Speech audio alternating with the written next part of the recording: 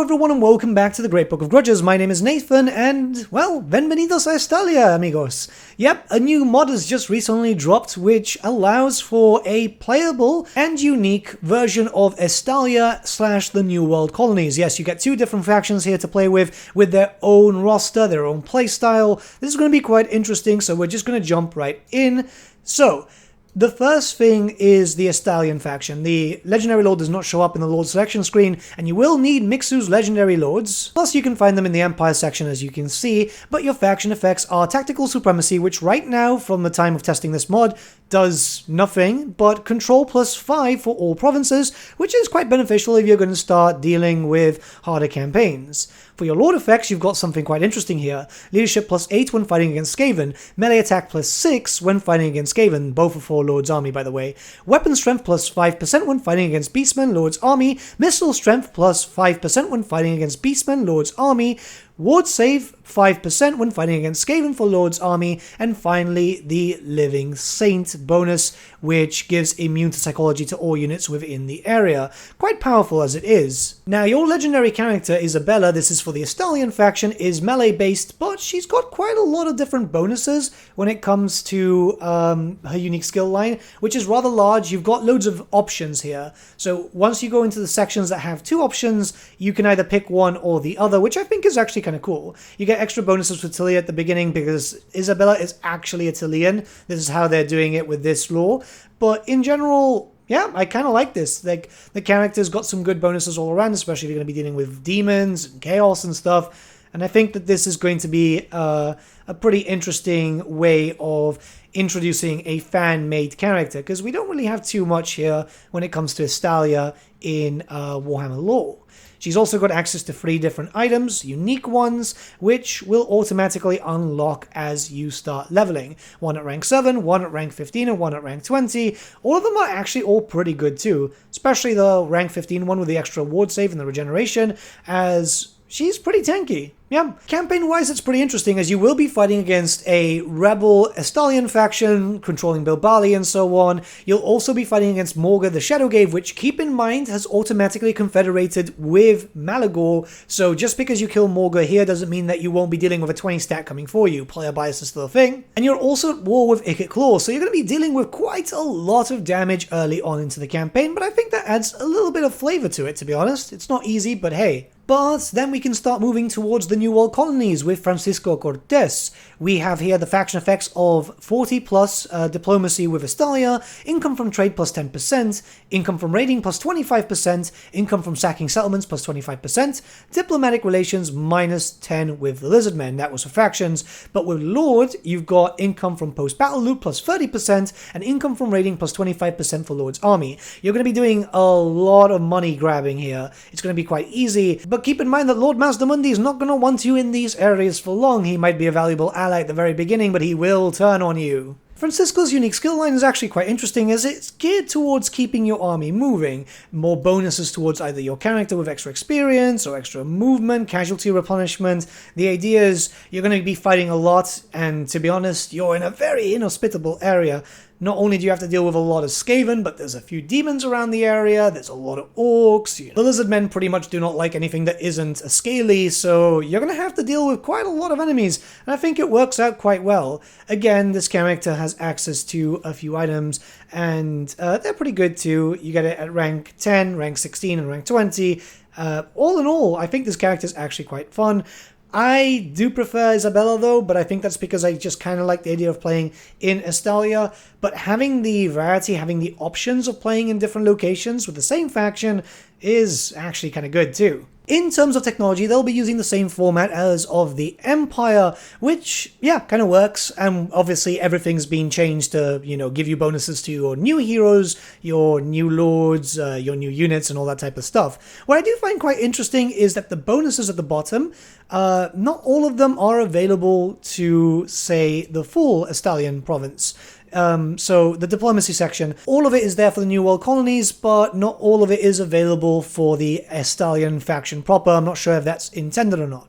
Anyways, whilst we talk about the New World Colonies, yeah, you're surrounded. You're going to be dealing with a lot of problems. But if you're looking for a harder campaign or just a bit of a different one, this mod is going to give you some replayability, which I think is always good. With regards to construction, it follows the Empire format, but I think that works out quite well. There's obviously a lot of different buildings in this area, and you can see that there's a lot of different units too, because you're going to be working with quite a unique faction roster, and it's going to be very similar, well, it's quite inspired by the Warhammer Armies Project Estalia book, which I think is great because the Warhammer Armies Project is a phenomenal book, phenomenal, absolutely amazing, whilst also inspired by some historical stuff and some thought-up stuff from the modder directly. Honestly, yeah, it works out quite well. You are spoilt for choice, and you're going to want to take over a lot of capital settlements so you can get a lot of those Tier 4 and Tier 5 buildings. But, you know, this will be the usual thing as you start expanding, especially if you're dealing with Estalia. Once you've gotten your areas, you'll start moving into Talia, getting rid of the Vampire Coast, and you'll notice it progressing as expected, right? And for those curious, when it comes to commandments, it's very much the same as the Empire, but then again, it's all really, really useful to you, so it makes sense to just copy-paste them over, because at the end of the day, it doesn't have to be unique as long as it's effective, and it's quite effective here. Alright, we're going to go into the Lord options now. You've got access to two. The very basic one is the General, and this is very much the same as you can expect with regards to a General of the Empire. It's the exact same thing.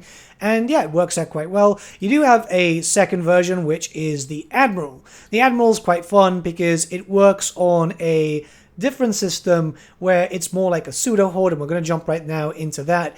But it gives you options to kind of theme your armies differently.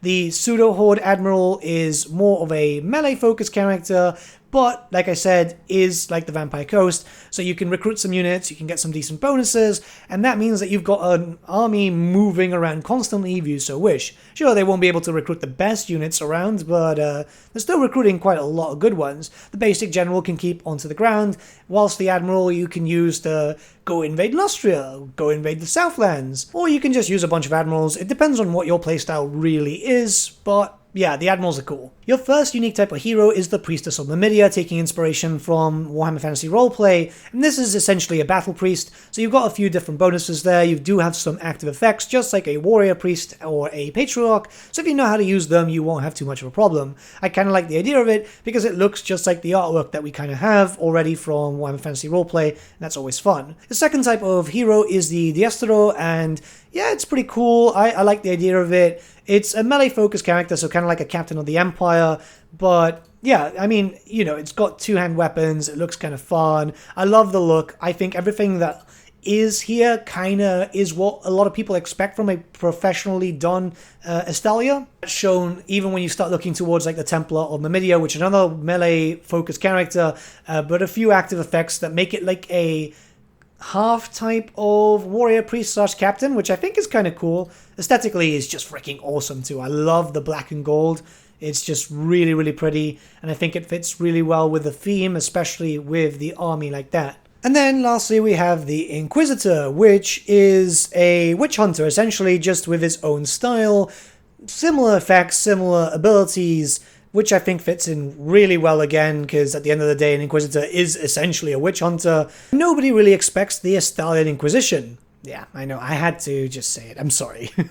And if you check out the roster, there's quite a lot there. You might see a lot of unique items in the heroes, but that's actually just like re-textured and re-looked on the caster point of view. There are two other legendary lords, which I'm not too sure how to get, in all honesty. I've played for about 5 hours and nothing really procced up, so I'm imagining maybe they're for other factions in the future as this mod progresses. But yeah, you've got a little bit of everything. This is essentially a race pack style amount of units, and I think that is perfect really for this type of faction. Like I said, I played for about 5 hours and everything felt well. Everything just looks gorgeous. The heroes are just really, really well done. I love looking at them so much because you can see the style, the legendary lords on the right, everything else is one of the heroes. The Priestess of Numidia just looks absolutely awesome. The Inquisitor, everything just looks super, super good.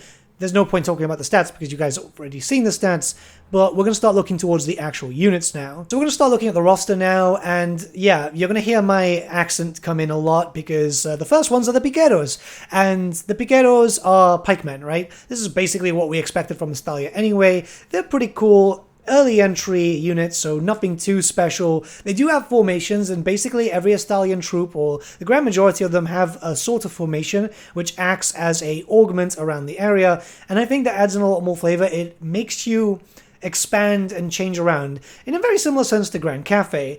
So the Piqueros were basic. The other basic unit are the Hombres Villanos, which are a anti-infantry unit, dual sword infantry, Vanguard deployment, though the Vanguard wasn't working when I was trying it out. They've got Aquatic too. Again, these are your most basic form of troops, so they're going to be the ones that you're going to be recruiting at the start of your campaign. You still have some basic units as you expand, like the Rondereros here, which just look awesome. I love the shields. A lot of the big part about this mod for me is just how everything looks visually. They look great.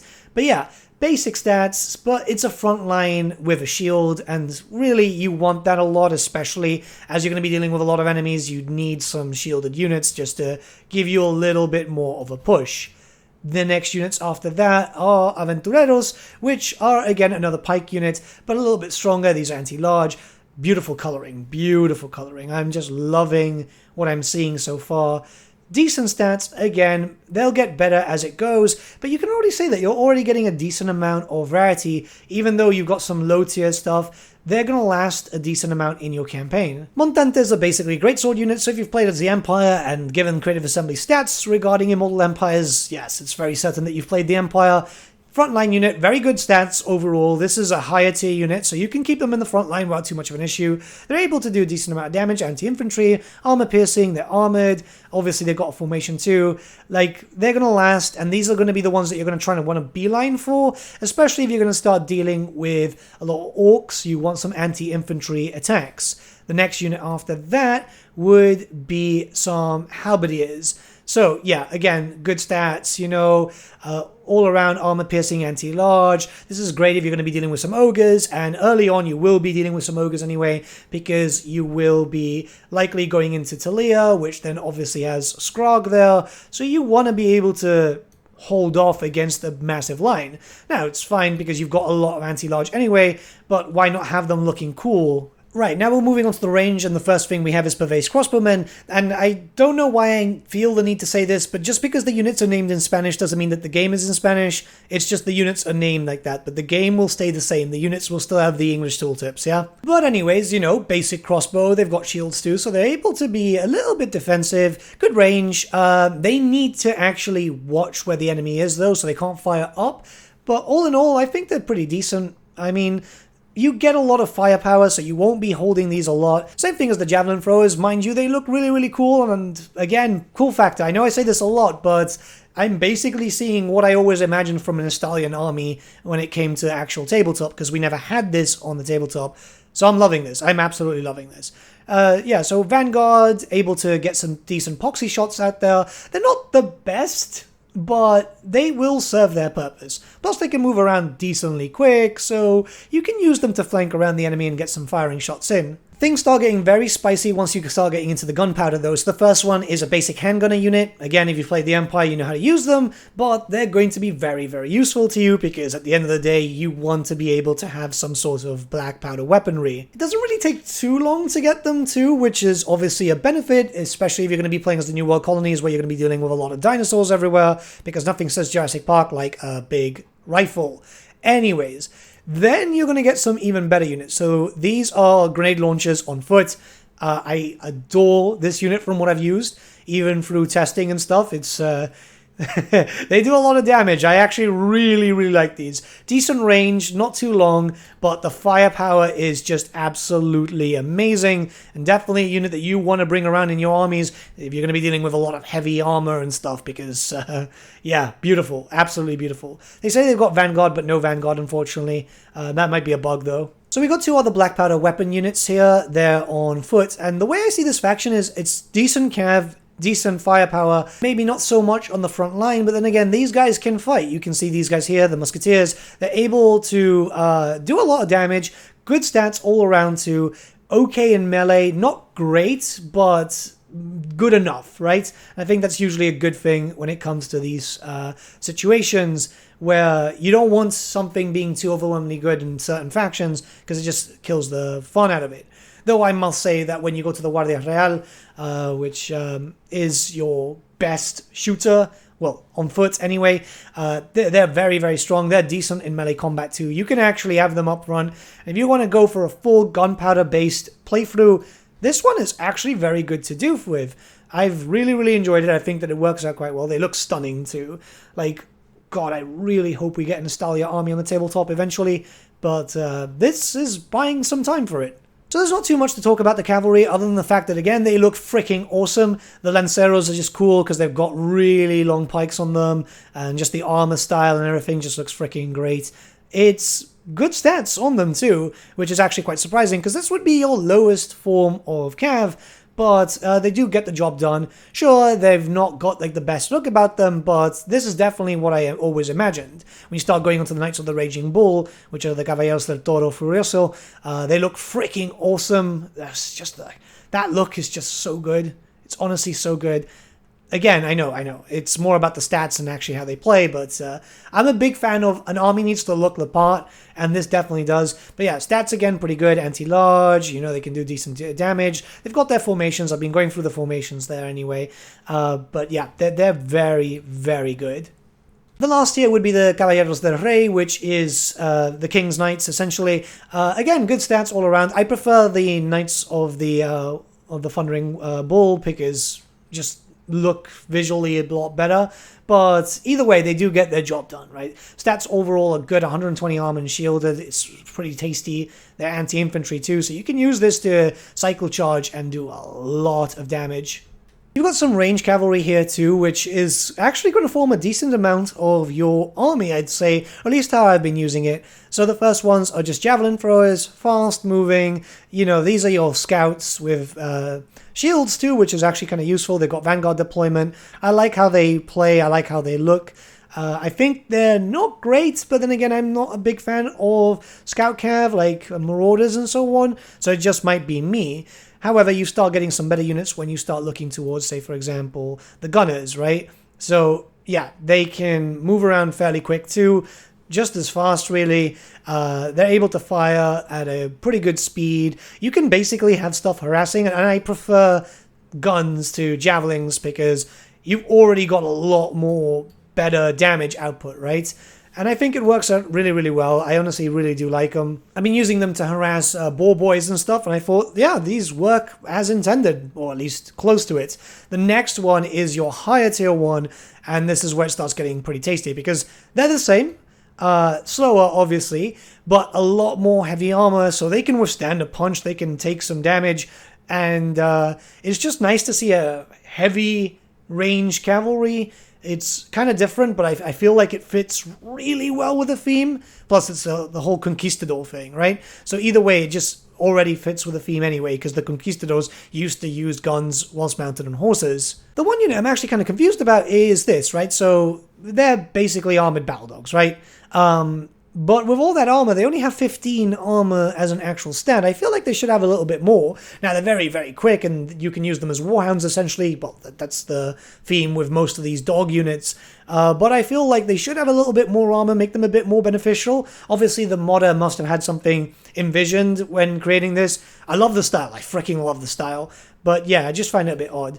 And you do have another monstrous unit. You don't really have a lot here. It's the War Griffin. Nothing too special to go about that. But then again, you know, we already know what it does. It's just unmounted, and I think it still does the job. Now, you do have access to artillery, so you've got access to a mortar, you've got access to cannons, which can change their weaponry, by the way, which is, I think, pretty cool. And obviously, volley guns. I don't know why I was calling them repeaters. Well, they are basically repeaters.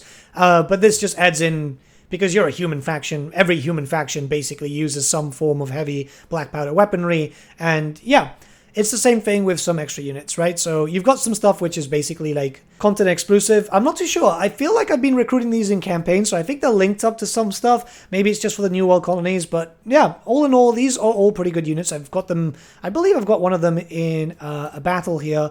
So you've got like, basically they're just like New World colony units, right? They're going for conquistadors, cazafortunas, which is basically treasure hunters, and so on. Again, they all look freaking good, and I feel like this is a really well done mod when it comes to visual aspects. I think everything is just really inspired, not just by history, but also the Warhammer effect, which is very important when you're doing a Warhammer mod, as it's very easy to kind of lose that aspect. The Conquistadors themselves come in mounted and unmounted variants, so you do have a little bit of leg room there, which I think is always really nice. They look great. Also, pretty good stats all around. However, in my own playthrough, I've been kind of doing more like a Null list, in a sense. If you know of the Imperial Province of Null, they're known for their gunpowder, and that's what I've been doing with Estalia. A lot of gunpowder, a lot of skirmishing gunpowder too, which I feel kind of added in a different type of playstyle, which added for a little bit more fun, to be honest. I don't know. Maybe that's just me, but I'm absolutely adoring this. Is definitely a mod that I'm going to be playing a lot more often. So now I'm going to have a army randomly generated for myself and randomly generated for the orcs, because it's thematic, you know? If you're near the Costa del Sol region like I am, yeah, you deal with a lot of angry orcs around that area during the summertime, so yeah, I feel like it kind of fits.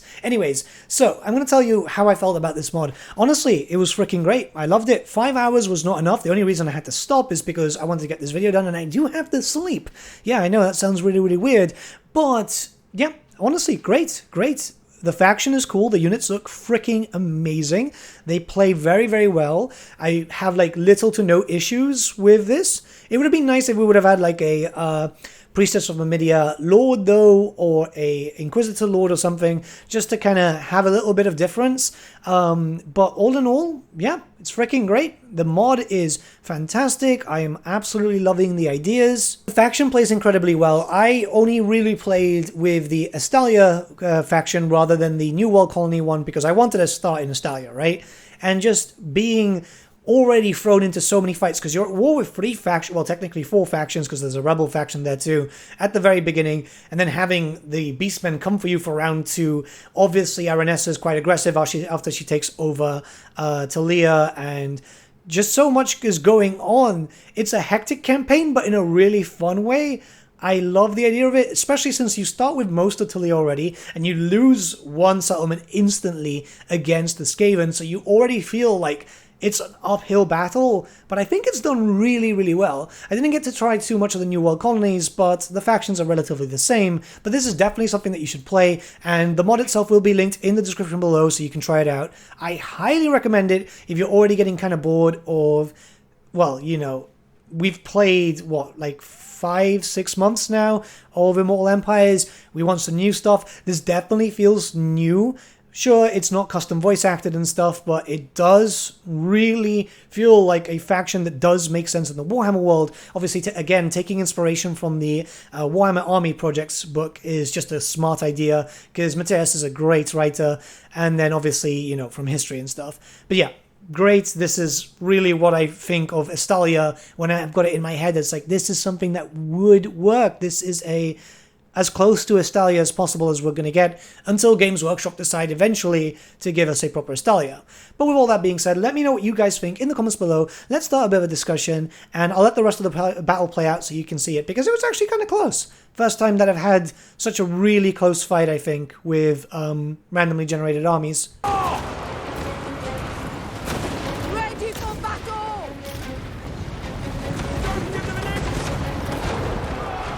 State troops ready! Outriders! Halberdiers! Taking position! Hammers ready! Formation! March! Formation march! Sigmar, preserve us! We are ready! Take the ground! They will die! They are Hold up! All shall know my power! ready for war!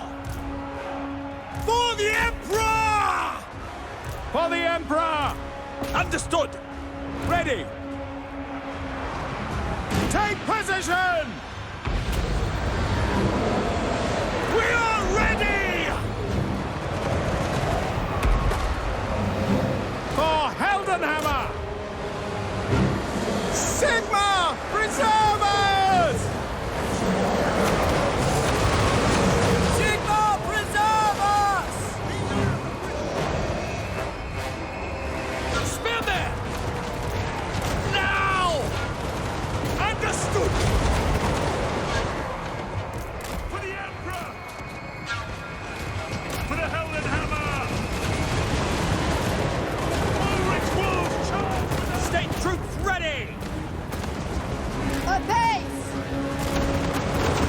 is done!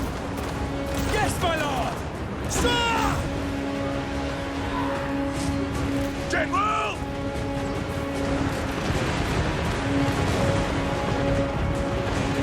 Show us the foe! Ready! Sorceress! At speed! Ready for war!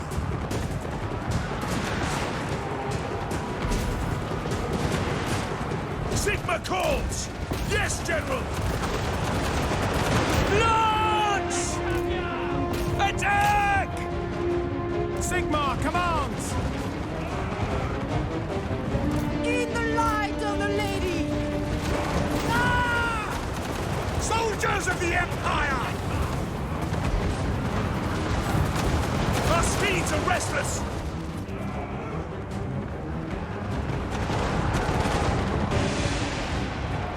Sir! Our weapons are yours! Damsel! State troops ready! Sigma! Sigma calls! Outriders! Charge! Shoot! Withdraw! For the Warhammer! Sigma! Guide our fire! Priestess of the lady! Yes, sir! Outriders!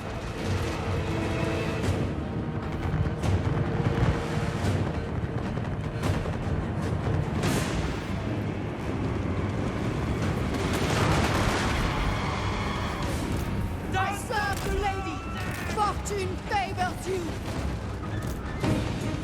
Spearmen! For France! Take it! Standing by! Take the ground! Halberdiers! Yes, my lord! We serve France!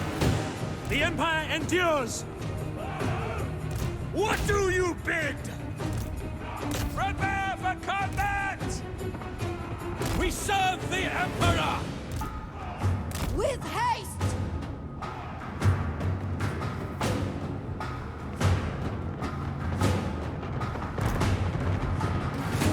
For Heldenhammer! Your behest! Halberdiers! At speed!